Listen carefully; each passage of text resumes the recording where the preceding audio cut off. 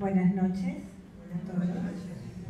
Hoy, como ven, el tema es orgullo y humildad, que siempre escuchamos que somos orgullosos, que el orgullo abunda, pero nunca lo evaluamos ni lo estudiamos en profundidad. Entonces vamos a tratar de aclarar un poco lo que es el orgullo, ¿no?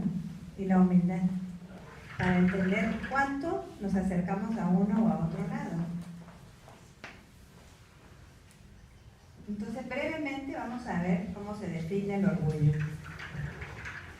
Se define como el exceso de estimación hacia uno mismo y hacia los propios méritos por los cuales la persona se cree superior a los demás. El exceso de estimación hacia uno mismo y hacia los propios méritos por los cuales la persona se cree superior a los demás. Son sinónimos del orgullo, la altivez, la arrogancia, la soberbia y la vanidad.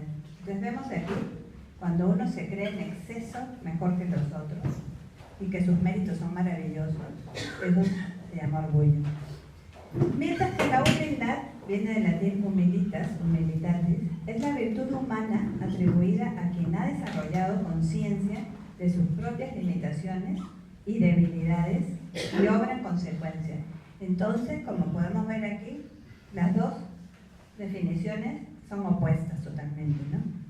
La persona humilde es la que es consciente, se da cuenta de que se equivoca, de que es humano y sobre todo obra en consecuencia para superarlas.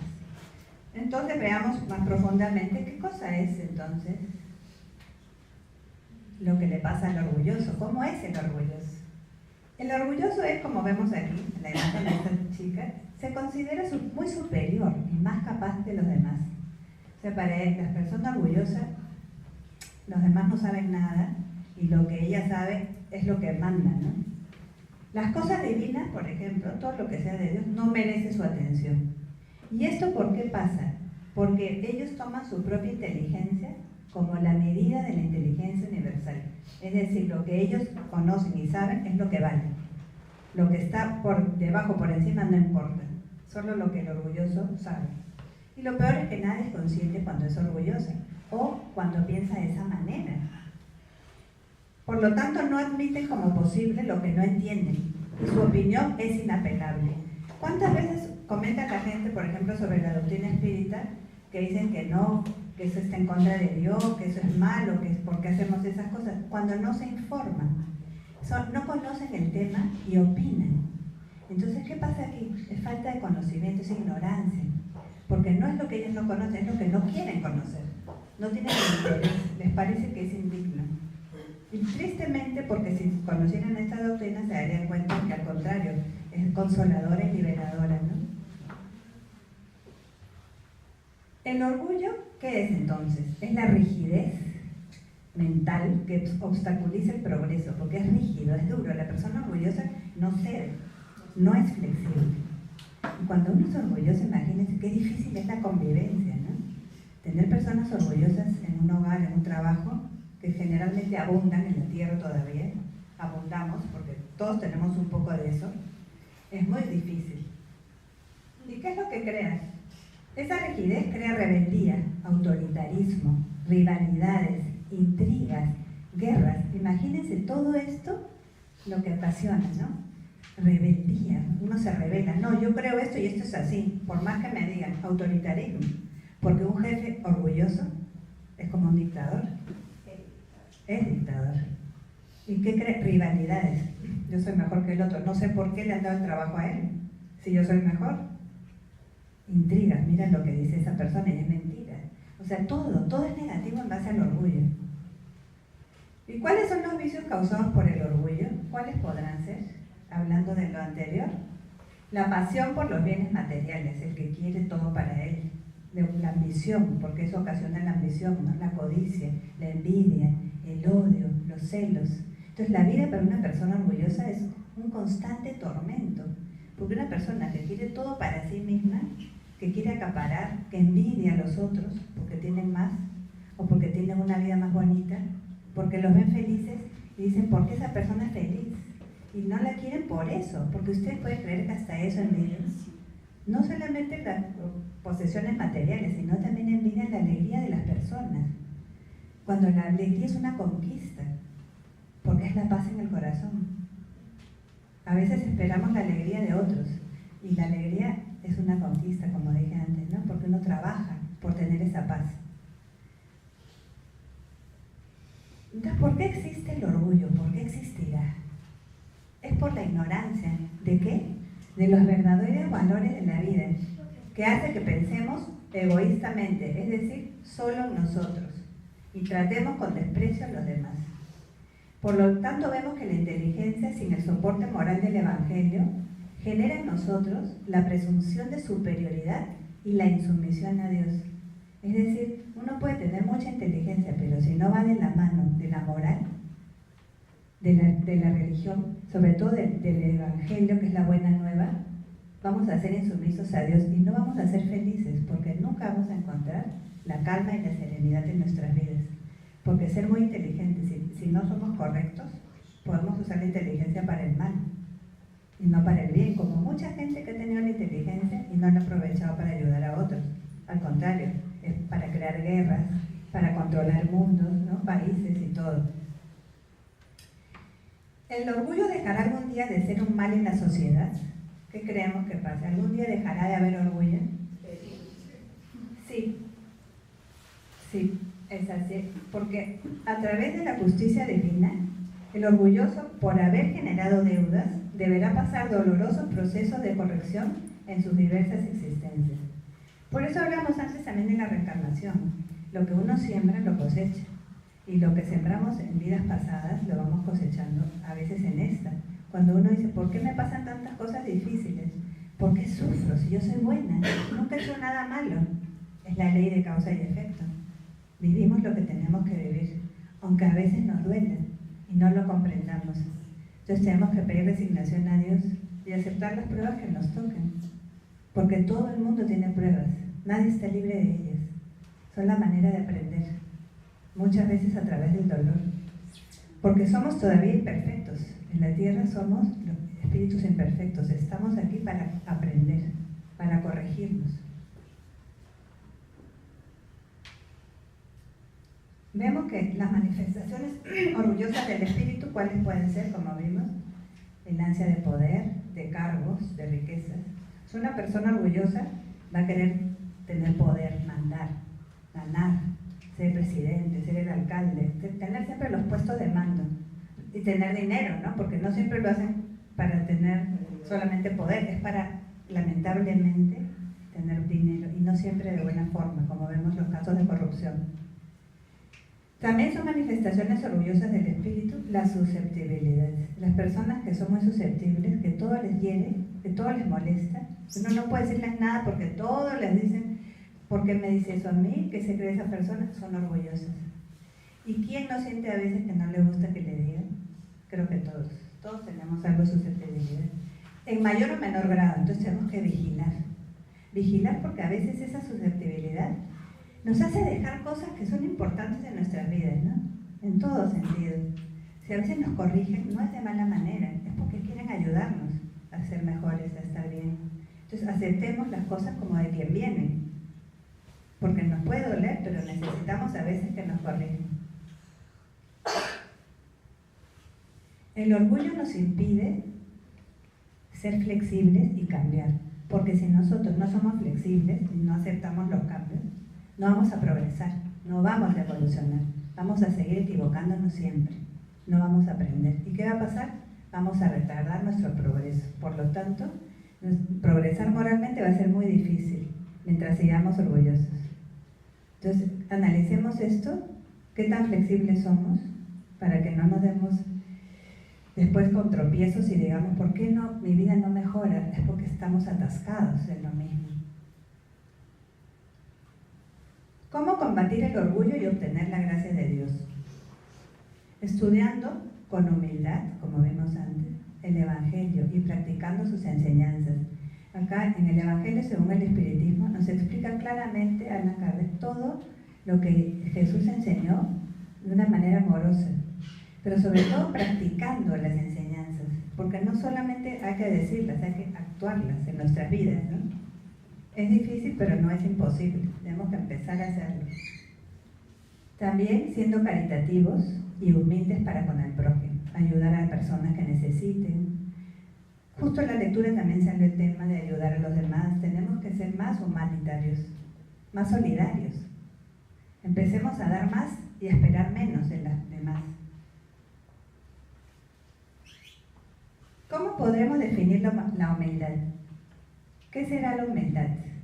La humildad es la fuente de todas las virtudes, del progreso y de la elevación moral e intelectual. Miren qué bonito, es la fuente de todas las virtudes. Entonces, para progresar, para elevarnos moral e intelectualmente, debemos trabajar en la humildad, porque es la clave de nuestra libertad interior, que nace en las profundidades del espíritu. Nosotros, si queremos liberarnos de todas las cosas negativas que traemos, de los malos hábitos, los malos pensamientos, de todo lo negativo, porque sí traemos muchas cosas negativas, tenemos que trabajar por conquistar las virtudes. ¿Y cómo las conquistamos? Tratando, esforzándonos por ser humildes. Tenemos el ejemplo de la Madre Teresa, que siempre la ponemos porque ella es un gran ejemplo, la madre de los pobres, que fue humilde siempre. Jamás esperó que destacara en nada, simplemente ayudaba por amor. Entonces, ¿la humildad qué es? Vemos a Francisco de Asís. Es el trabajo silencioso del alma en proceso de elevación, presente en la persona serena que lleva una vida ordenada mental y materialmente. Personas sencillas que se esfuerzan en ayudar, en hacer el bien sin esperar recompensas, sin llamar la atención, anónimamente muchas veces. El ignorante, simple de corazón y humilde de espíritu será preferible al sabio que cree más en sí mismo que en Dios. Porque hay muchas personas que creen que saben mucho. Yo conozco gente que dice, yo voy a ir al centro a conocer, pero puedo dar charlas.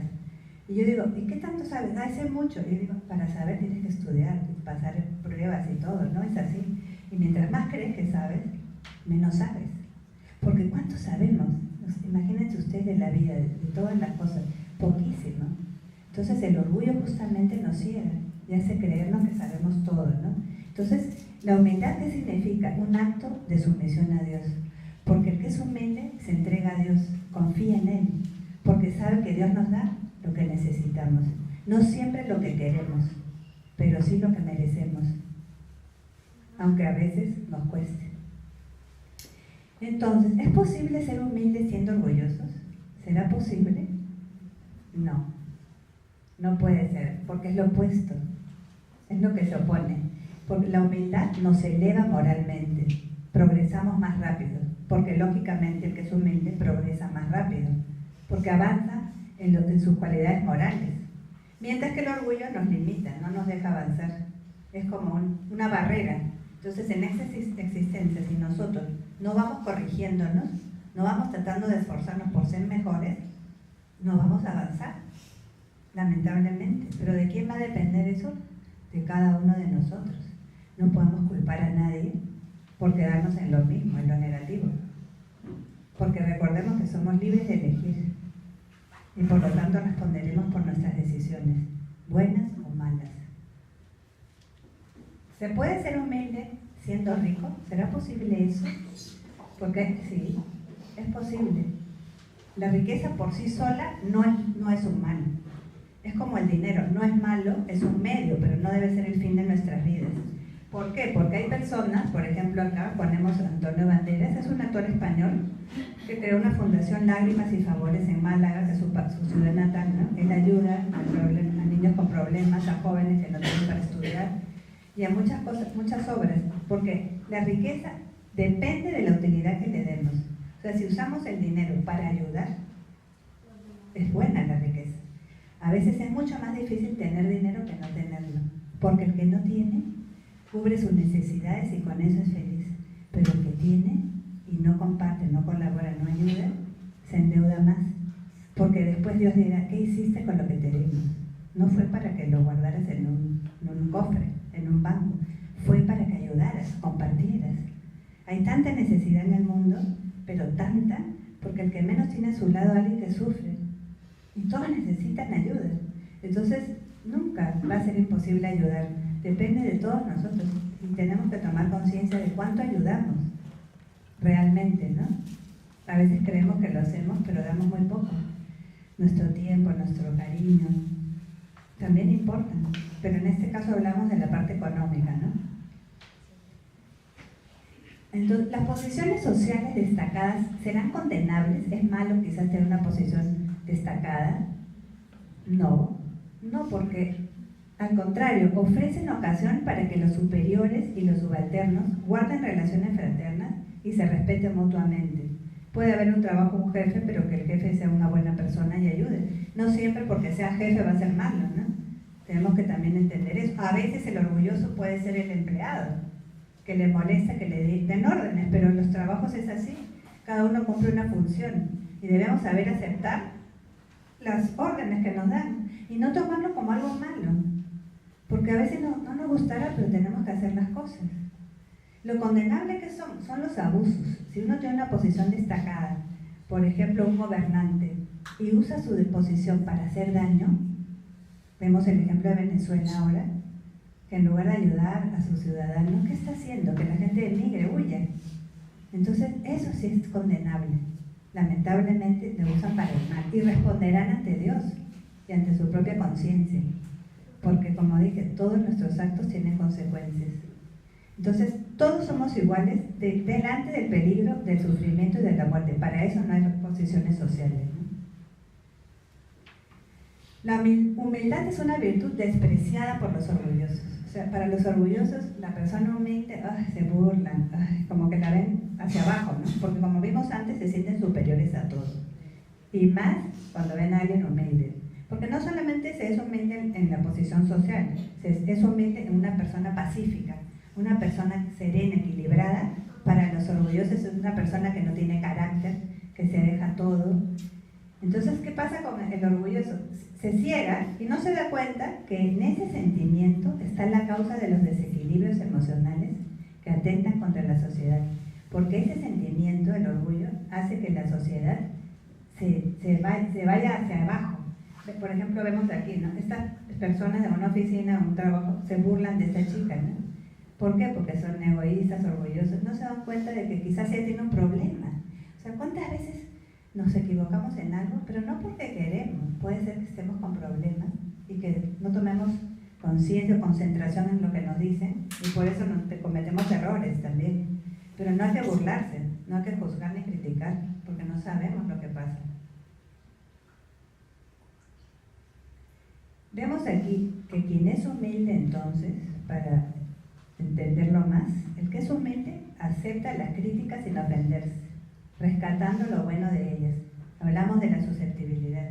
Entonces vemos aquí, si alguien nos critica, analicemos si tienen razón, porque a veces los amigos no nos dicen las verdades, y sí los que nos critican. Entonces si nos critican, analicemos qué pasó, por qué me critican, qué dice. ¿Tiene razón? ¿Estaré fallando en tal cosa? Y si no tiene razón, me olvido. ¿Para qué voy a sufrir por lo que me dicen? El problema ya es del otro.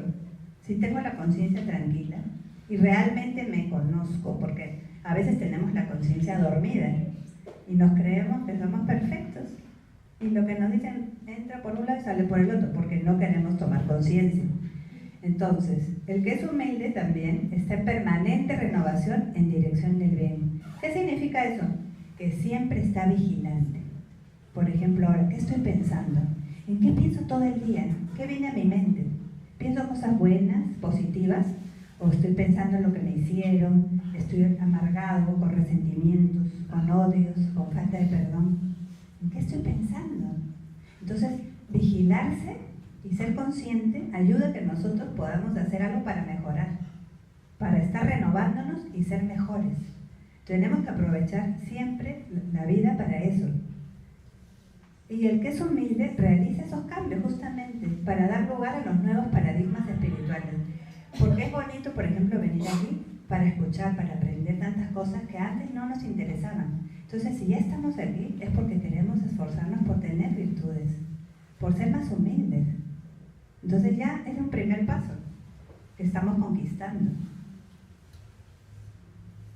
El desapego en relación con las conquistas exteriores es el que hace que la persona humilde logre triunfar sobre sí misma.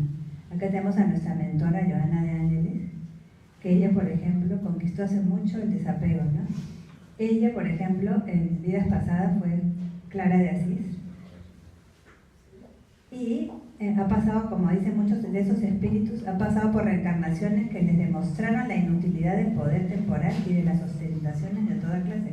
Cuando fue Clara de Asís, tenía mucho dinero su familia y dejó todo por ser una monja clarisa y ayudar a Francisco de Asís. Entonces ella, en a lo largo de sus existencias, como vimos la semana pasada en nuestro aniversario, fue una mujer ejemplar y ella ha aprovechado las existencias.